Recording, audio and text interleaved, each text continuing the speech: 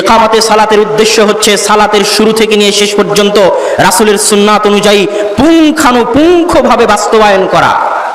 রাসূল যেভাবে সালাত আদায় করেছেন ঠিক সেভাবে সালাত আদায় করার নাম হচ্ছে ইকামতে সালাত। এই অর্থটা যখন আপনি বুঝে যাবেন যে ইকামতে সালাত কাকে বলে কি, তখন আপনার জন্য স্পষ্ট হবে যে ইকামতে দ্বীন কি। ইকামতে দ্বীন মানে হচ্ছে সকাল থেকে সন্ধ্যা পর্যন্ত, মাথার চাঁদি থেকে পায়ের পাতা পর্যন্ত, জন্ম থেকে মৃত্যু পর্যন্ত, ব্যক্তি, পারিবারিক, সামাজিক, রাষ্ট্রীয় সকল ক্ষেত্রে ইসলামকে পুঙ্খানুপুঙ্খ রূপে মানার নাম হচ্ছে ইকামতে দ্বীন। আপনি এক গ্লাস পানি খাবেন, ইসলামের সেখানে 10টা হুকুম আছে। ডান হাতে খাও, এক ঢোকে খেও না, দাঁড়িয়ে পানি পান করো না, বিসমিল্লাহ বলে পানি পান করো, পানি পানের শেষে আলহামদুলিল্লাহ বলো, কত নিয়ম। ঘর থেকে বের হবেন কি দোয়া পড়তে হবে ইসলাম বলে দিয়েছে, বিবাহ কিভাবে করবেন ইসলাম বলে দিয়েছে, অর্থনীতি কিভাবে করবেন ইসলাম বলে দিয়েছে। প্রত্যেক পদক্ষেপে ইসলাম অনুসরণ করার নাম হচ্ছে ইকামতে দ্বীন। আমি কি বুঝাতে পেরেছি? যারা কথা শুনতেছেন তারা উত্তর দেওয়ার চেষ্টা করবেন যে আমি বুঝাতে পারলাম কিনা। ইকামতে দ্বীন হচ্ছে জীবনের সকল ক্ষেত্রে ইসলাম মেনে নেওয়ার নাম। এবার দ্বিতীয় পর্যায়ে আসি। পৃথিবীতে যত নবী রাসূল এসেছেন তাদের কারো লক্ষ্য উদ্দেশ্য ছিল না যে তারা রাষ্ট্র ক্ষমতা দখল করবে। ইব্রাহিম আলাইহিস সালাতু ওয়াস সালামের সাথে তৎকালীন যুগের যে জালেম বাদশা ছিল তার সাথে গন্ডগোল ঝগড়া এই জন্য হয়নি যে ইব্রাহিম আলাইহিস সালাতু ওয়াস সালাম তাকে বলেছিল তোমার ক্ষমতা ছেড়ে দাও, আমি তোমার ক্ষমতা দখল করতে চাই, এই জন্য তার সাথে গন্ডগোল হয়নি।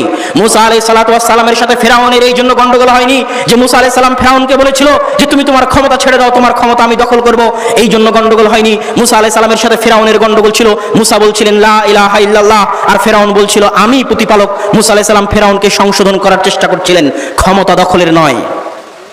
ইব্রাহিম আলাইহিস সালাতু ওয়াস সালাম যখন দোয়া করলেন, তিনি এত অত্যাচারিত, এত নির্যাতিত, তার সমাজ, তার কওম থেকে বিতাড়িত হওয়ার পরে, পিতার নিকট থেকে বিতাড়িত হওয়ার পরে তিনি আল্লাহর নিকটে দোয়া করছেন ওয়াজনুবনি ওয়া বানিয়া আইয়াবুদাল আসনাম, হে আল্লাহ আমাকে এবং আমার বংশধরকে তুমি মূর্তি পূজা থেকে রক্ষা করিও।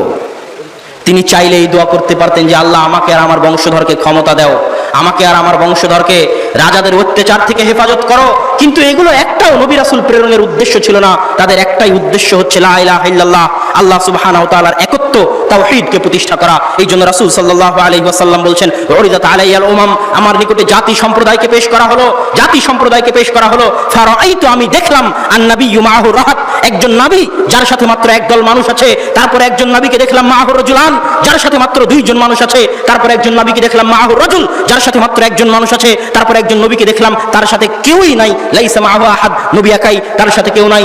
তার মানে নবী রাসূলদের দাওয়াতি কাজের সফলতা এটা নয় যে তারা রাষ্ট্র ক্ষমতা দখল করবে। নূহ আলাইহিস সালাতু ওয়াস সালাম 900 বছর দাওয়াত দিয়ে মাত্র 40 জন মানুষকে হেদায়েত করেছিলেন, রাষ্ট্র ক্ষমতা দখল করতে পারেননি। একদিন নয়, দুই দিন নয়, কল্পনা করুন 60 বছর, আমার এবং আপনার জীবন 60 বছর, রাসূল সাল্লাল্লাহু আলাইহি ওয়াসাল্লাম চলে গেছেন 1400 বছর, আর নূহ আলাইহিস সালাম দাওয়াতি কাজ করেছেন 900 বছর। 900 বছর দাওয়াতি কাজ করার পর মাত্র 40 জন মানুষ হেদায়েত হয়েছে। তথা তাদের কারো উদ্দেশ্য রাষ্ট্র ক্ষমতা ছিল না, তাদের একটাই উদ্দেশ্য ছিল, তাদের একটাই উদ্দেশ্য ছিল মানুষকে জাহান্নামের আগুন থেকে মুক্ত করে জান্নাতের রাস্তা দেখানো। এই জন্য মুস্তাদরাকে হাকিমের একটা হাদিস মনোযোগ দিয়ে শুনুন। রাসূল সাল্লাল্লাহু আলাইহি ওয়াসাল্লাম একদিন ইয়াসেরের পরিবারের পাশ দিয়ে অতিক্রম করতেছেন। ইয়াসেরের পরিবারকে চিনেন, ইসলামের প্রথম মহিলা শহীদ সুমাইয়া রাদিয়াল্লাহু তাআলা আনহা, তার পরিবার হচ্ছে ইয়াসেরের পরিবার। সেই পরিবারের উপর আবু জেহেল তপ্ত মরুভূমির উপর, সেই পরিবারের উপর অত্যাচার চালাচ্ছে তপ্ত মরুভূমিতে। এমত অবস্থায় অসহায়ভাবে রাসূল সাল্লাল্লাহু আলাইহি ওয়াসাল্লাম আলে ইয়াসের, ইয়াসেরের পরিবারের পাশ দিয়ে অতিক্রম করতেছেন। অতিক্রম করতে গিয়ে তিনি ইয়াসেরের পরিবারকে বলছেন সাবরান ইয়া আলা ইয়াসের ইন্না মাওইদাকুমুল জান্নাহ, হে ইয়াসেরের পরিবার, আমি মুহাম্মদ তোমাদেরকে যে দ্বীনের দাওয়াত দিয়েছি, যে ইসলামের দাওয়াত দিয়েছি, এই দাওয়াতের বিনিময়ে আজকে তোমরা যে কষ্ট সহ্য করতেছো, এই তপ্ত মরুভূমিতে তোমাদের উপর যে অত্যাচার করা হচ্ছে, অত্যাচার করে করে আম্মারের মা সুমাইয়াকে যে হত্যা করা হয়েছে, ইয়াসিরের উপর যে অত্যাচার করা হচ্ছে, আম্মারের উপর যে অত্যাচার করা হচ্ছে, এই অত্যাচারের বদলায় আমি মুহাম্মদ তোমাদেরকে রাজত্ব দিতে পারবো না, এই অত্যাচারের বদলায় আমি মুহাম্মদ তোমাদেরকে টাকা পয়সা দিতে পারবো না, এই অত্যাচারের বদলায় আমি মুহাম্মদ তোমাদেরকে নারী, বাড়ি, গাড়ি দিতে পারবো না। তবে একটা জিনিস জেনে রাখো, তোমরা ধৈর্য ধারণ করো, আমি মুহাম্মদ কিয়ামতের মাঠে ইন্না মাওইদাকুমুল জান্নাহ, তোমাদেরকে জান্নাত নিয়ে দিব।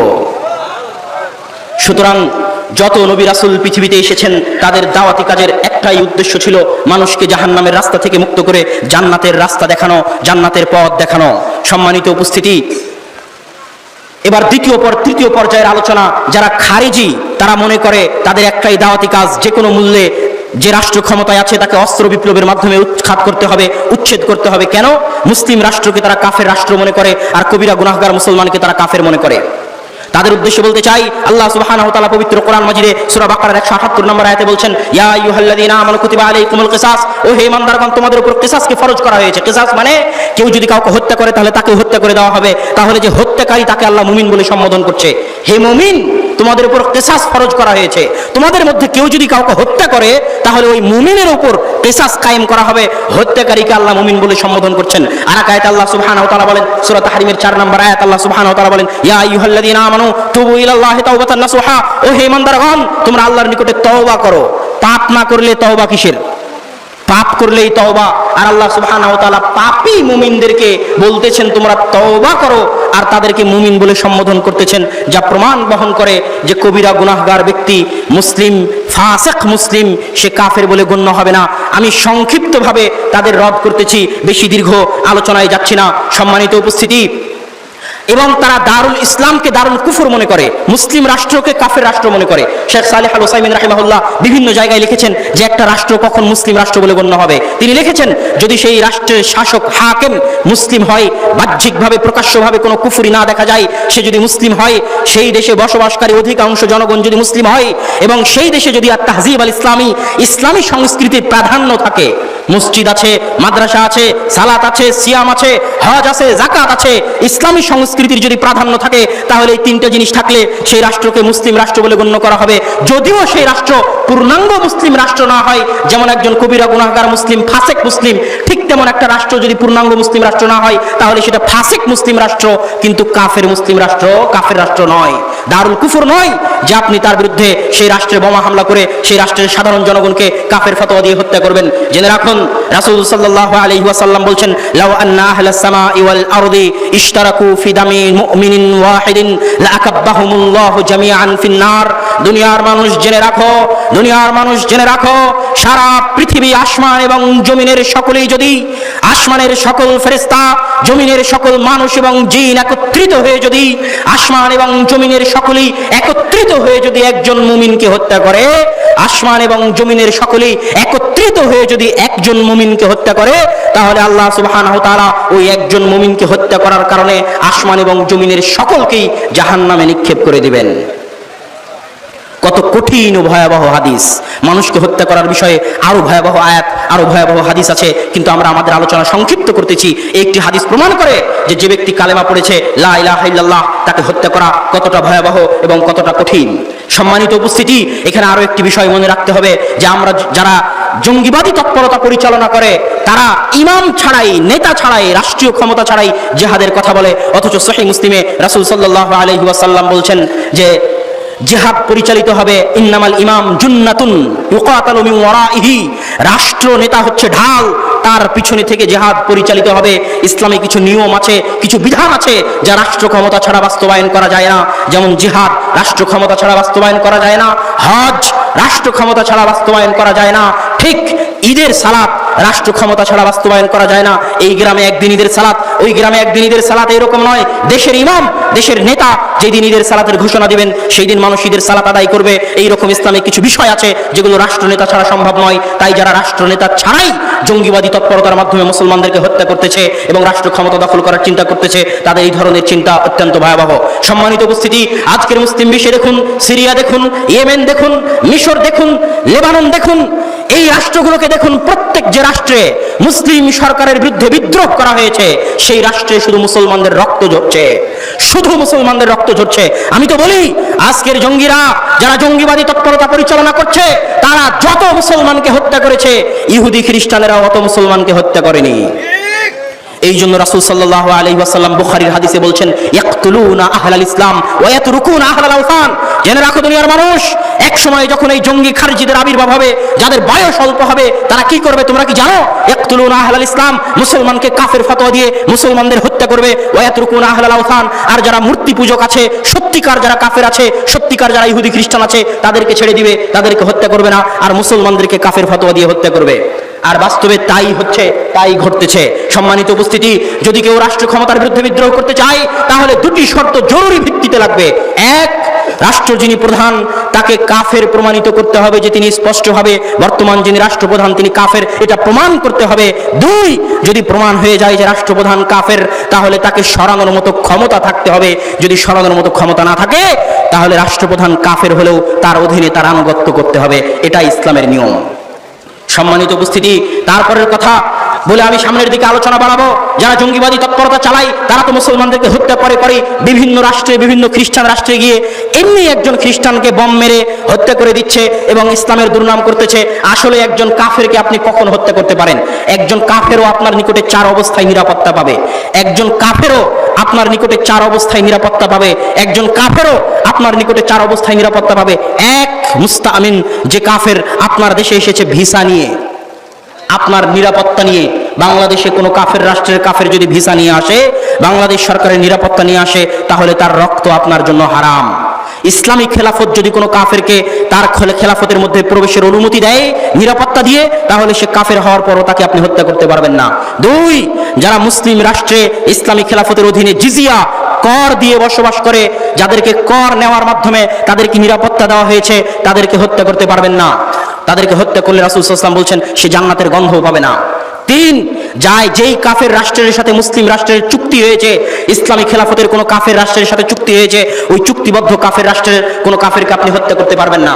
চার, যুদ্ধের মাঠে যখন কাফের আসবে অস্ত্র নিয়ে আপনাকে মারার জন্য, তখন আপনি তাকে হত্যা করতে পারবেন। কিন্তু যেই রাষ্ট্রের সাথে যুদ্ধ চলতেছে, যুদ্ধের মাঠে আছেন, যেই রাষ্ট্রের সাথে যুদ্ধ চলতেছে, ওই রাষ্ট্রের নারী, শিশু যারা অস্ত্র নিয়ে মাঠে আসেনি, তাদেরকে আপনি হত্যা করতে পারবেন না। এই 4 অবস্থায় একজন কাফেরও আপনার নিকটে নিরাপত্তা পাবে। ইসলাম পাগলের ধর্ম নয়, ইসলাম হচ্ছে সুচিন্তিত মতামতের ভিত্তিতে আল্লাহ সুবহানাহু ওয়া তাআলার প্রেরিত সর্বশেষ এবং সবচেয়ে সঠিক ধর্ম। সম্মানিত উপস্থিতি, আমরা 2 শ্রেণীর মানুষের আলোচনা করলাম যাদের দাওয়াতি পদ্ধতি।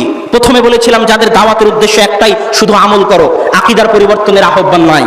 2, তাদের কথা বলেছিলাম যারা 3 শ্রেণীর মানুষ, যারা খারিজি, যারা শিয়া, আল ইখওয়ানুল মুসলিমিন এবং তাদের মতাদর্শে বিশ্বাসী দেশে যারা তথাকথিত ইসলামী রাজনীতি করে, তাদের একটাই উদ্দেশ্য যে রাষ্ট্র ক্ষমতা দখল করতে হবে, রাষ্ট্র ক্ষমতার মালিক হতে হবে, এটাই তাদের উদ্দেশ্য। তৃতীয় পন্থী যাদেরকে আমরা সালাফি বলে থাকি, তাদের যে দাওয়াতি মানহাজ, এই দাওয়াতি মানহাজ কি? এই দাওয়াতি মানহাজের উপর সংক্ষিপ্ত কথা বলে বক্তব্য ইতি টানবো ইনশাআল্লাহুল আজিজ।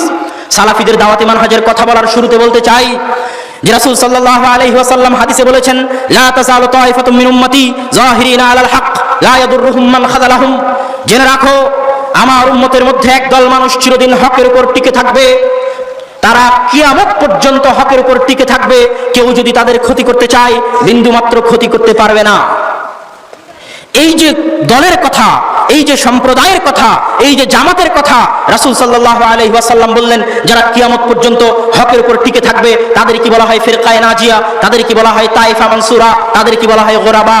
রাসূল সাল্লাল্লাহু আলাইহি ওয়াসাল্লাম এক হাদিসে বলেছেন যে বাদা আল ইসলামু গরিবান, ইসলাম গরিব অবস্থায় শুরু হয়েছে, অপরিচিত অল্প সংখ্যক মানুষ দিয়ে শুরু হয়েছে। ওয়াসায়াউদু কামা বাদা, যেমন অল্প সংখ্যক মানুষ দিয়ে শুরু হয়েছিল তেমন অল্প সংখ্যক মানুষের নিকটে ফিরে আসবে। ফাতুবা লিল গুরাবা, আর এই অল্প সংখ্যক মানুষদের জন্য রয়েছে সুসংবাদ। তাই এই ফিরকায়ে নাজিয়া বলেন, তায়েফা মানসুরা বলেন আর গুরাবা বলেন, সকলেই একটি জামাত, একটি দলের নাম, যাদেরকে আমরা আহলুস সুন্নাত ওয়াল জামাত বলি, যাদেরকে আমরা আহলুল হাদিস বলি, যাদেরকে আমরা আসহাবুল হাদিস বলি, তাদেরকে উদ্দেশ্য করি, এবং যাদেরকে আমরা সালাফিও বলি।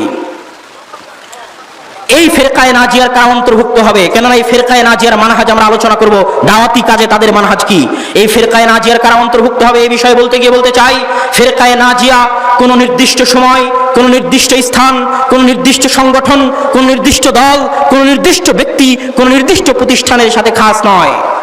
ফিরকায়ে নাজিয়া বাংলাদেশের সাথে খাস নয়, ফিরকায়ে নাজিয়া ভারতের সাথে খাস নয়, ফিরকায়ে নাজিয়া এরকম নয় যে রাসূলের যুগে ছিল আজ আর থাকবে না, কোনো নির্দিষ্ট যুগের সাথেও খাস নয়। আবার ফিরকায়ে নাজিয়া কোনো দলের পৈতৃক সম্পত্তিও নয় যে ব্যক্তি শুধু ওই দলের ফরম পূরণ করে ওই দলের সদস্য হলে, ওই দলের ভিতরে ঢুকলে সেই তবে ফিরকায়ে নাজিয়ার অন্তর্ভুক্ত হবে, এইরকম কিছু ফিরকায়ে নাজিয়া নয়। ফিরকায়ে নাজিয়া কারো পৈতৃক সম্পত্তি নয়। ফিরকায়ে নাজিয়া একটি বৈশিষ্ট্যের নাম, একটি পথের নাম।